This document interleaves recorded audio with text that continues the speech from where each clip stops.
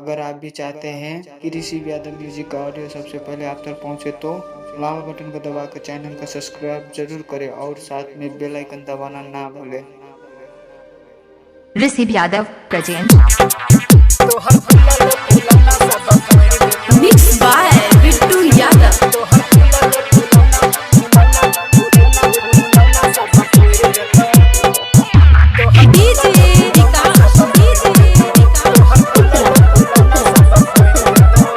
Ganga recording studio Khataha Gauchhari.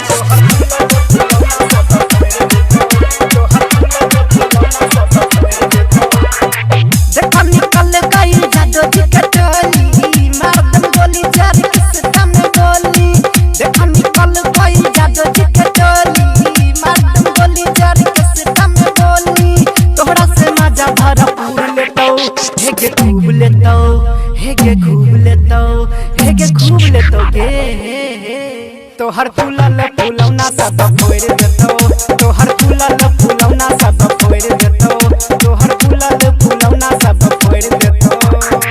देख निकल गई जादो जी के टोली, मार दम गोली चार किस्ता में बोली। देख निकल गई जादो जी के टोली, मार दम गोली चार किस्ता में बोली। तोहरा से मजा भरपूर लेतो, हेगे खूब लेतो, हेगे खूब लेतो, हेगे खूब लेतो गे।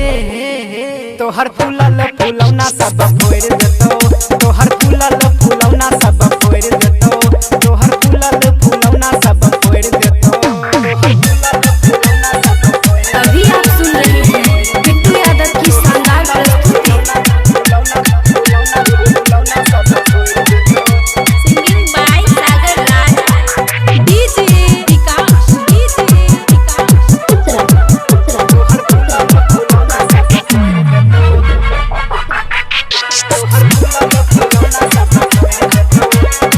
Ganga recording studio Khataha Gauchhari.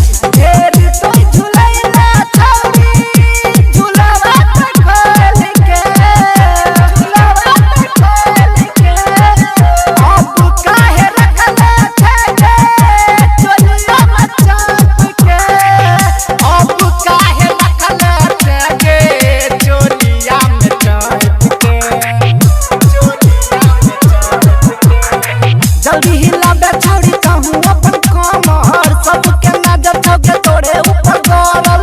जल्दी हिला बेछौड़ी कहूँ अपन कमर, सबके नजर छौके तोरे ऊपर गरल। धक्के बैरिन सब तोड़ देतो, हेगे तोड़ देतो, हेगे तोड़ देतो, हेगे तोड़ देतो गे। तोहर फूलल फूलौना सब फोड़ देतो, तोहर फूलल फूलौना सब फोड़ देतो, तोहर फूलल फूलौना सब फोड़ देतो।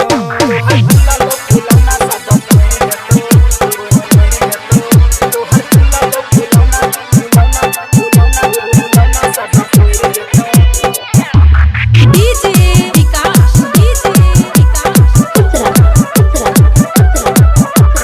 Singing by Sagar Raj.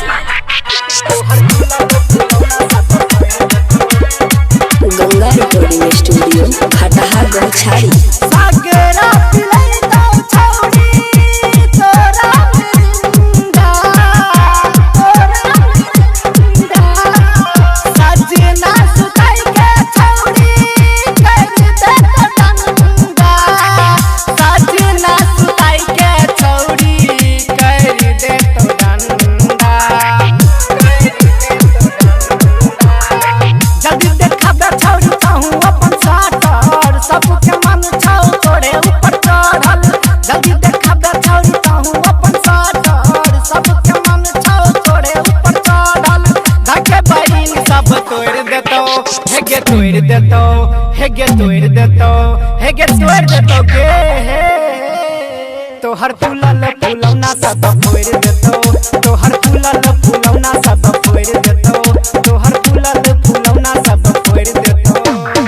Ganga recording studio Khataha Gauchhari.